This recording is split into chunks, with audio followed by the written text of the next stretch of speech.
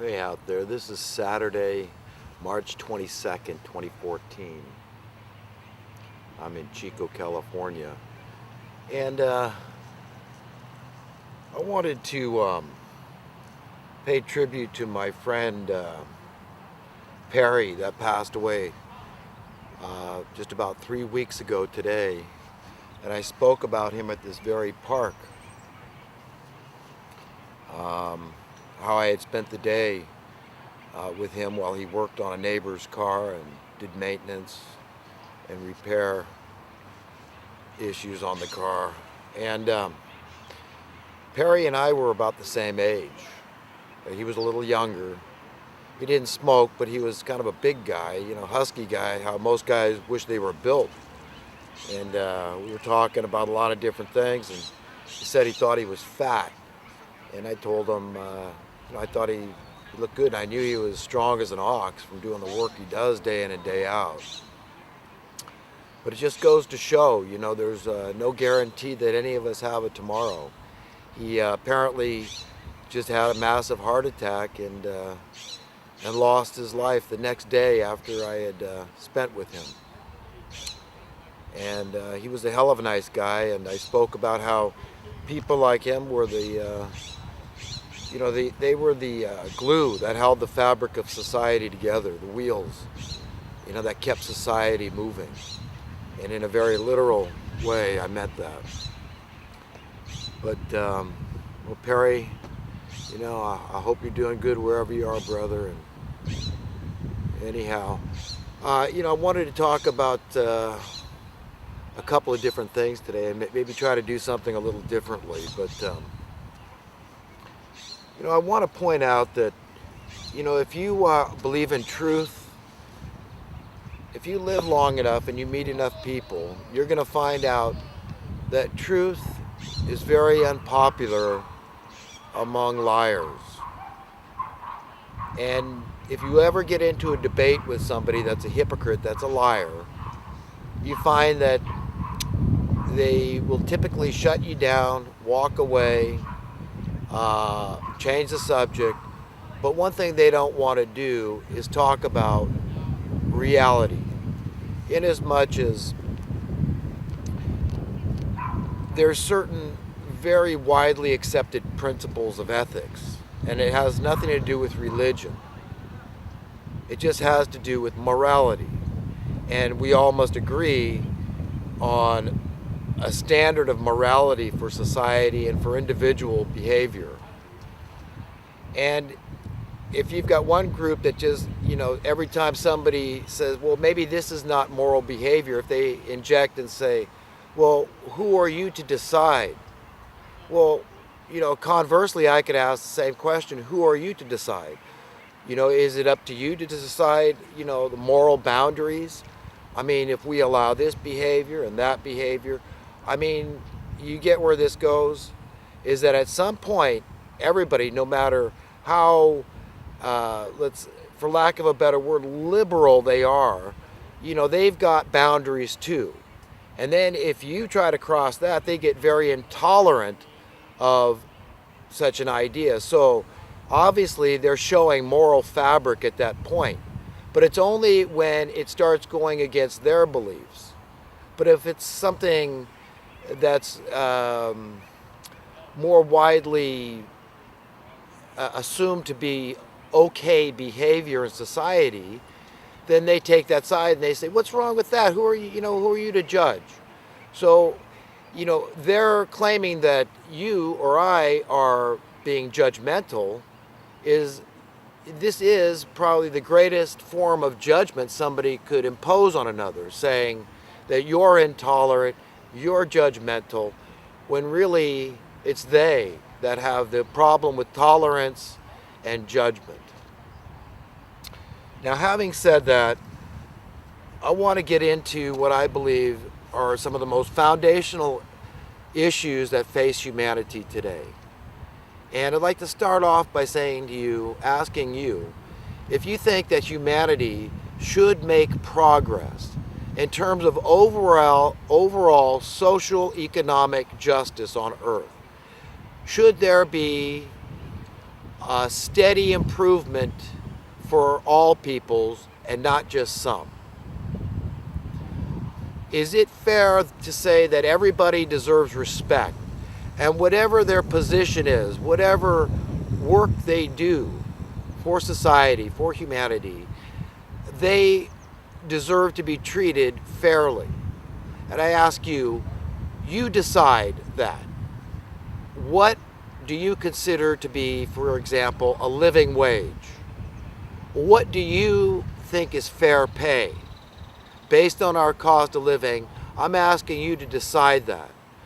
Now, the best way I have of relaying this is probably through a commodity like silver, where 50 years ago approximately, minimum wage in America was the equivalent of 1.25 ounces of silver per hour. Now, to superimpose that on today, that's the equivalent of silver is going for roughly around $21 an ounce, the last I saw. So 21 plus approximately $5 more. So we're looking at about $26 an hour roughly. That would be the comparable buying power of that $1.25 an hour back in 1963. That 1.25 ounces of silver today is worth $26 today approximately. And I think that's probably correct. That would be a living wage whereby you'd be able to purchase a home in most parts of America still. If you were working a 40-hour work week and earning $26 an hour. It's really after taxes, you're probably making less than 20.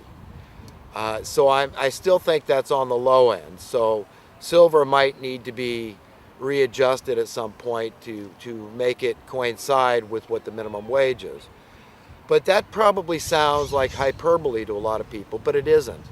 Because what's been happening my whole life, I'm 55 now, is that our standard of living has just been chipped away at, whittled away steadily to the point where people have forgotten, what our standard of living used to be like. And California is setting the precedent for the rest of the country. And here we've got waning prosperity. And prosperity is best measured through home ownership. So this is what the rest of the country can expect. So if you're interested in trends and whatnot, that's what you can expect. More houses to be stolen by the bankers. And to go back to Perry, he was very stressed out. He lost a house to the banksters, through these liar loans and whatnot, that they've overextended themselves. They've dumped all this money out there at any cost just to get people indebted, because this is what they want. They want people in debt perpetually. You understand? I mean, why is it that we even have to borrow money? Why do we have to get a mortgage to buy a house? Does anybody ask these questions besides me? Why? Why cannot we save enough to be able to purchase a home outright? It used to be like this commonly, okay? Or a mortgage was a very small, minor detail, like paying a phone bill, for example, okay? Because back in the 1960s, I can remember my parents buying a house in the Santa Cruz area on the Monterey Bay. Very beautiful, very special area to this day. $8,000 for a single family house. And that was an arm's length transaction. In other words, it wasn't a forced sale, it wasn't a foreclosure or anything like that.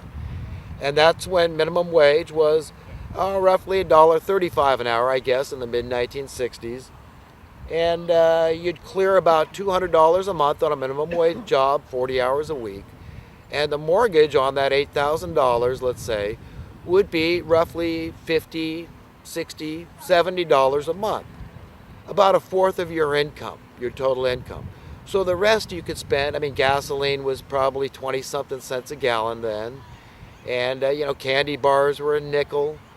And so you see what I'm saying. So it's not hyperbole, it's not an exaggeration to say that if minimum wage had simply kept up with the cost of living so that we could maintain a minimum standard of living, minimum wage today in America would be roughly $26 an hour. Now, if you lived in some of the more expensive cities and counties of the country, like San Francisco, for example, minimum wage would be a lot closer to $35, $45 an hour, and that's because the median price for a home there is approximately $1 million now. And the problem is so acute that only 15% of the San Francisco residents are homeowners, and that number is dwindling. So do you see where this whole thing is headed? And it is like slavery in a very real way.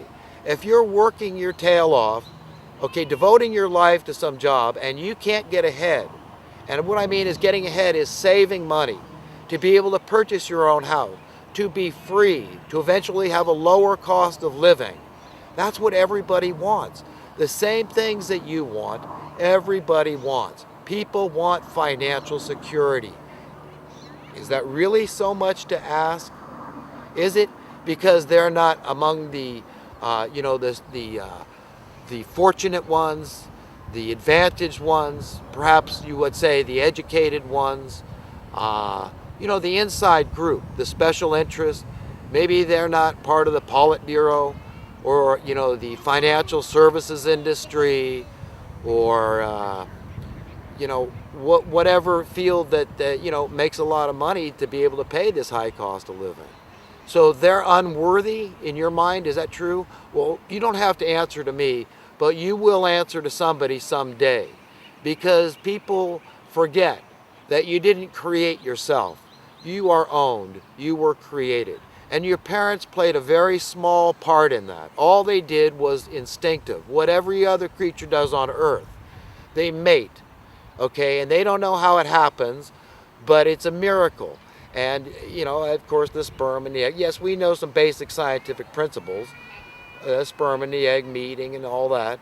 But you know what? The rest is just a miracle, just a happenstance of creation, of God, if you will.